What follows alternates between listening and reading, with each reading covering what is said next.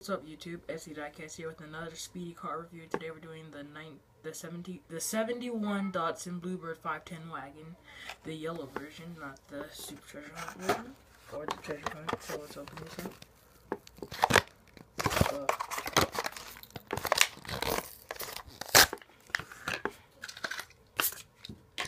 Anyway, so here's the car. 71 for the year it was made.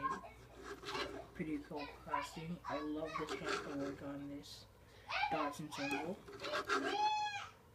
Anyways, so still reviewing the interior. Pretty cool interior. Nice yellow color. Metal and plastic. I believe that's plastic, but anyways, thank you for watching. Like and subscribe for more videos in the future. And so yeah, see you guys later. SPEEDY out. Bye.